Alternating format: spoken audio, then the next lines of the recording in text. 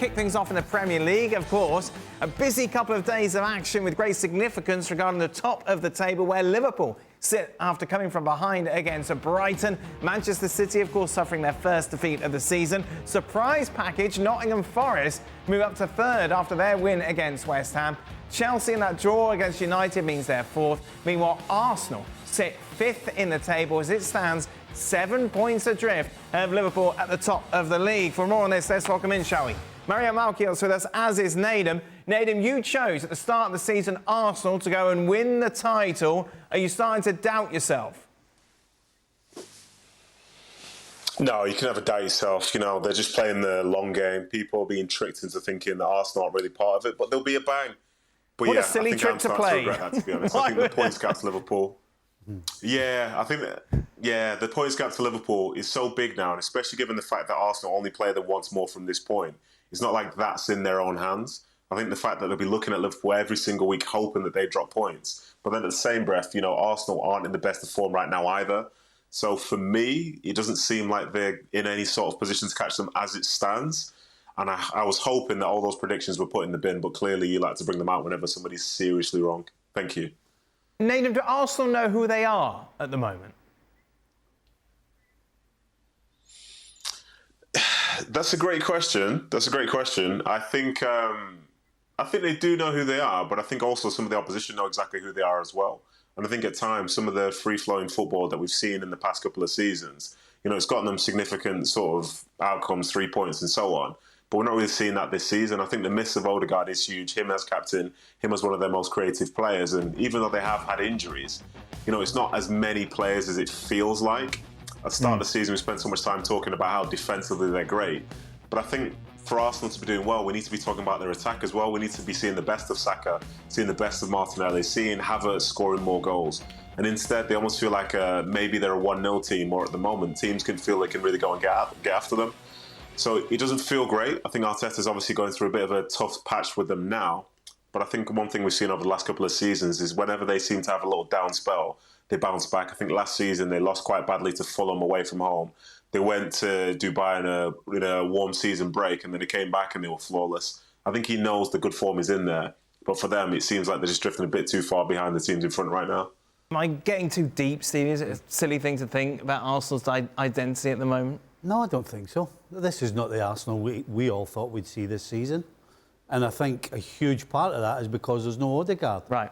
Because Odegaard just knits everything together from the middle to the front. And particularly in the attacking side of the game. You know, what we're seeing from Arsenal now, or what we've seen since Odegaard's been out, they've been picking up points because individuals have done something. That's not the Arsenal that we saw. So how does Arteta address that? I don't think he has anybody that can. I don't think he has the personnel to put somebody in the position and do the job that Odegaard did for them. You know, they've tried Trossard in there. They can try anybody else in there, but on their books right now, they don't have a player who's capable of doing what Odegaard does. And so unless they can work on them... I mean, it seems like the movement is a little stale. Everything seems to be straightforward, which makes it easy for people to defend against them. So if they can maybe change their movement and those types of things as opposed to the personnel, because I just don't think they have it. But this isn't just an Arsenal problem. Over the years, title challengers have lost key players and have somehow dealt with it.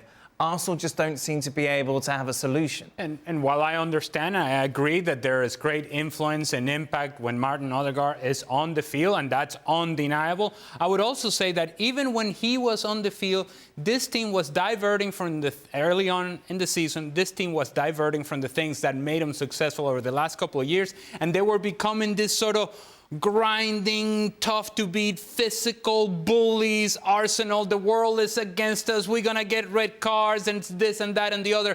And it's not the personality of most of the players in this team.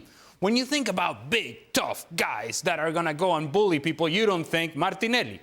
You don't think Havertz. You don't think most of the players that are on the field. You don't think Saka is a guy that would do that either. And so we were saying back then, hey, I understand that you want to be tough to beat, and that's great. There's no denying that. But don't forget what made you a successful team. Don't get away from it. I think they've been getting away from that from the beginning of the season, and now that has been exacerbated by the absence of Martin Odegaard. And so now you're really thinking, okay, well, we're no longer the grinding, tough, bully team, but we're also not the creative, high-intensity, high-urgency, pressing high on the field sort of team, and we're caught in between. It's something that was mentioned earlier. They are in between. They're neither here nor there, and that's why they're suffering. They've got two big games coming up. Of course, Inter Milan in the Champions League, Nedum, and then Chelsea. How do you address this if you're Arteta? How do you kind of get that mojo back to this side? I think, to be honest, for me, it has to come with the results, has to come with moments within the game and seeing some of his players playing some of their better football. I think at times maybe he's sort of misjudged the right sort of pairings. I think earlier in the Champions League, for example, there was a point where he was kind of playing Gabriel Jesus and Havertz as a front two, and that just didn't work.